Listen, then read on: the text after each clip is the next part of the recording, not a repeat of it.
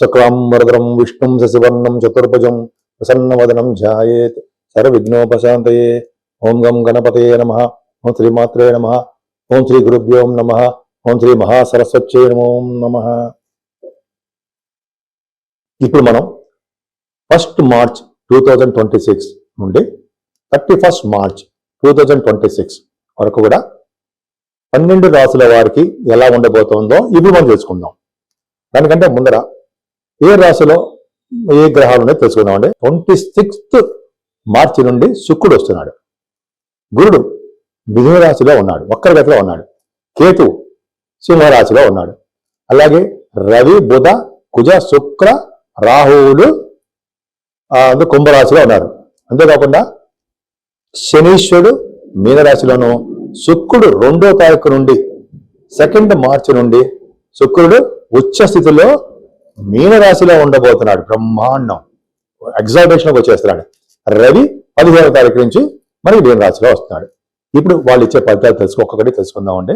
ముఖ్యంగా ఈ నెల మొత్తం కూడా కాలసర్ప దోషంలోనే ప్లానెట్స్ అన్ని ఉండిపోయాయండి. అంటే మనిషి మీద ప్రభావం అనేది చాలా తక్కువ చూపిస్తాయి. ఇంతకుముందు చెప్పినట్టుగానే మన దేశాల మీద చూపిస్తాయి తప్ప, రాజకీయ నాయకుల మీద, మంత్రుల మీద చూపిస్తాయి తప్ప గ్రహాల ప్రభావం, కాలసర్ప దోషం అనేది చాలా తక్కువగా మనిషి మీద ప్రభావం చూపిస్తుంది. ఇప్పుడు మనం తెలుసుకుందాం. వృశ్చిక రాశి. వృశ్చిక రాశి వారికి అంటే ఆర్థికంగా ఏమాత్రం ఇబ్బంది పడండి. మీకు రావాల్సిన సంపదలు, అదృష్టము ఎప్పుడు మీతోనే ఉంటాయన్నలో సందేహం లేదు. అంతేకాకుండా మీరు బాగా పాటలు పాడేవారుగాను, ముఖవర్చస్సు పెరగడంలోను, లేకపోతే యాంకరింగ్ గాను యూట్యూబ్లో కనిపిస్తూ ఉంటారు మీరు. వాళ్ళుగా మీరు ఎక్కువ ఏమని పేరు ఉంటుందండి, ఫాలోవర్స్ ఎక్కువ ఉంటారు మీకు. అది అదృష్టం. ఎక్కువ ఫాలోవర్స్ ఉంటారు. మీరు చేసిన మీరు ప్రతి మాట కూడా మంచి జనాలకి బాగా ఉండడం, రీచ్ అవ్వడము, వాళ్ళు కూడా మంచి బాగా డెవలప్ అవ్వడం జరుగుతుంటుంది. ఎక్కువగా పాటలు పాడే వాళ్ళకి, యాంకరింగ్ వృత్తిలో ఉన్న వాళ్ళకి ఇది జరుగుతూ ఉంటుంది. ఎక్కువగా విద్య కూడా బాగా రావడానికి అవకాశం ఉంది. కొంతమంది హార్స్ రైడింగ్ కూడా మీకు అవకాశాలు ఉన్నాయి. వృశ్చిక రాశి వారికి 4th భావం కూడా బాగుండడం వల్ల రవి, బుధ, కుజ, కలిసి రాహు ఫారిన్ వెళ్ళడము, విద్యా సంస్థల విద్య కోసం వెళ్ళడము, ఇంజనీరింగ్ విద్య, గవర్నమెంట్ సంబంధించిన విద్య, లా, మాస్టర్స్ ఇన్ లా విద్య కోసము వెళ్ళడము, ముఖ్యంగా మ్యూజిక్ రంగంలో బాగా డెవలప్ అవడము, భూములు కొనుక్కుంటారు. భూములు కూడా కొనుక్కోవడానికి అవకాశాలు ఉన్నాయి. అంతేకాకుండా మేము తల్లిగారికి ఆరోగ్యం బాగుండడము, అంతేకాకుండా మీ మనలో రైతులకు బాగుండడం జరుగుతుంది. పంచమ స్థానంలో చూసారా రవి, కుజ, శనులు ఉన్నారు. అంటే యాక్చువల్గా రవి, కుజులు కదండి, శని, శుక్ర, రవులు ఉన్నాయి. ఈ కాంబినేషన్ ఏంటంటే ఆడపిల్లలు పడతారు మీకు. తర్వాత ఒక అబ్బాయి ఉంటాడు, తర్వాత ఆడపిల్లలు ఉంటారు. సో ముఖ్యంగా చెప్పాలంటే రవి పంచమ స్థానంలో ఉంటే ఒక అబ్బాయి పడతాడండి జనరల్గా. శని, శుక్రులు ఉన్నారు కాబట్టి సినిమా రంగంలో కూడా మీరు బాగా రాణిస్తారు. సినిమా, టెలివిజన్ రంగంలో మీకు అవకాశాలు వస్తాయి అని ఖచ్చితంగా చెప్పచ్చు. సాహిత్య రంగంలో కానీ, నటనలో కానీ, సంగీతంలో కానీ, డ్యాన్స్లో కానీ, కంపోజింగ్ అంటారు సార్, డ్యాన్స్ కంపోజింగ్, అవన్నీ మీకు బాగా రావడానికి అవకాశం ఉంది. అవి కూడా ఉన్నారు కాబట్టి కొంతమంది పొలిటికల్గా ట్రై చేస్తుంటే శని, రవుల వలన పంచమ స్థానంలో ఉండడం వలన రాజకీయ రంగంలో పదవులు కూడా వస్తాయని చెప్పడానికి అవకాశము రవి, శనిలే కారణం. నా సొంత కవిత ఏమాత్రం చెప్పను నేను. సో ఇది ఒకటి ఉందండి. సో అదొకటి. అంతేకాకుండా శుక్రుడు ఆరభావంలో 26 చూస్తాడు. అంత అద్భుతమైన కాదు. చిన్న భార్యాభర్త విషయం చిన్న ప్రాబ్లమ్స్ వస్తాయి. ఏదైనా భార్యాభర్తలు కలిసి ఉండడము, మంచి వివాహ వేడుక జరగడము, ఇవన్నీ జరుగుతాయి. కాకపోతే మీ ఆరోగ్యం మాత్రం కొంచెం జాగ్రత్తగా చూసుకుంటే సరిపోతుంది. భాగ్యస్థానం కూడా బాగుంది కాబట్టి తీర్థయాత్రలు చేస్తుంటారు, మీ గురువు గారిని సందర్శిస్తుంటారు. మీరు చేస్తున్నటువంటి ఉద్యోగం మాత్రం చాలా బ్రహ్మాండంగా ఉంటుందండి. ముఖ్యంగా గవర్నమెంట్ సంబంధించిన ఉద్యోగస్తులు, సాఫ్ట్వేర్ ఉద్యోగస్తులు కేతు ప్రభావం ఉంది కాబట్టి కంప్యూటర్ రంగంలో ఉన్న వారికి మంచి అవకాశాలు అద్భుతంగా ఉన్నాయి. డెవలప్మెంట్స్ ఎక్కువ ఉంటాయి. లాభాలు రావడం విషయంలో, ఈ బిజినెస్ సంబంధించిన విషయాల్లో కూడా లాభాలు రావడం తగ్గుముఖం పడడానికి అవకాశాలు ఉన్నాయి. ఏదేమైనా మీకు గురుబలం ఉంది. అంతేకాకుండా కేతు కూడా దశమంలో ఉన్నాడు. సో రవితో కలిసిన శనులు పంచమంలో ఉండడం గొప్ప అదృష్టవంతులే. 12 రాశుల వారికి చిన్న సూచన ఏంటంటే, మేషం నుంచి మీనరాశి వారి వరకు కూడా మీరు మీ జాతకాలు చూపించుకోదలుచుకుంటే మీకు ముందుగా మీ date of birth, time of birth, place of birth 3 ఉండాలండి. నేను ఆది ఆస్ట్రాలజీ నుంచి చెప్తున్నాను. మన ఆది ఆస్ట్రాలజీనే చూస్తూ ఉంటాము, వేరే వాళ్ళు ఎవరు చూడరు, నేనే చూస్తూ ఉంటాను. ఆల్మోస్ట్ 35 సంవత్సరాల అనుభవం కూడా ఉంది నాకు ఆస్ట్రాలజీలో. 2000 ఇయర్లో ఎంఏ ఆస్ట్రాలజీ చేశాను. దానికంటే 2000 ఇయర్లో 26 ఇయర్స్ అయింది. అంతకంటే ముందర 10 ఇయర్స్ నుంచి 1990 నుంచి కూడా నేను ఆస్ట్రాలజీ అండ్ నేను professionally cost accountant, accounts officer, government organisation చేశాను. గవర్నమెంట్ ఆర్గనైజేషన్లో సింగరేణి కాలేజ్లో చేశాను. సరే పక్క పెడదాం.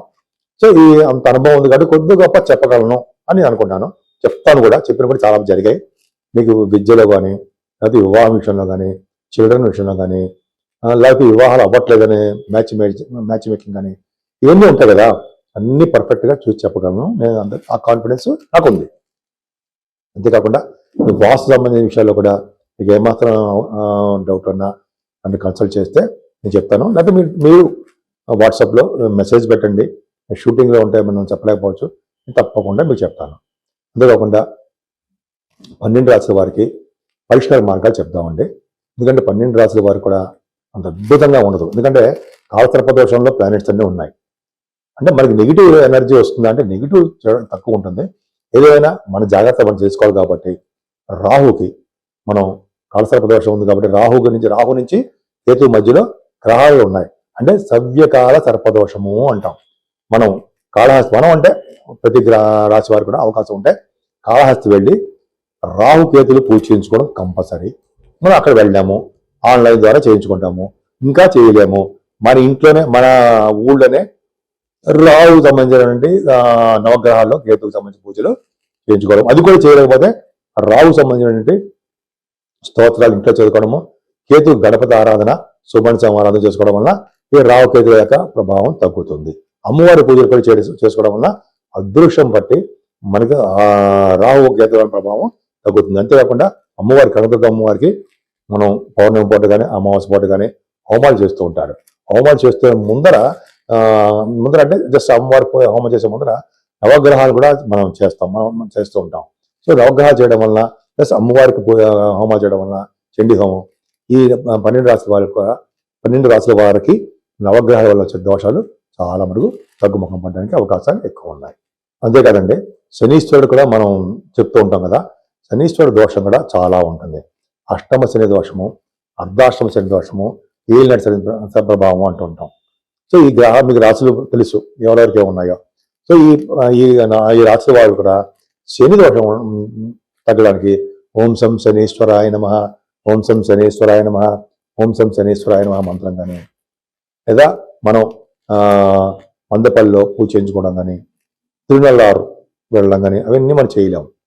మన ఊళ్ళోనే శనీశ్వరుడికి 7 శనివారాలు దండం పెట్టుకోవడం, ఆంజనేయ స్వామి వారి దర్శనం చేసుకోవడం, వెంకటేశ్వర స్వామి వారి దగ్గర అంటే దగ్గర కాదు, ధ్వజస్తంభం కొంచెం దగ్గరలోనే అఖండ దీపారాధన, ఒక పెద్ద ప్రమిదిలో ఒక ఒత్తి వేసి దీపారాధన చేయాలి.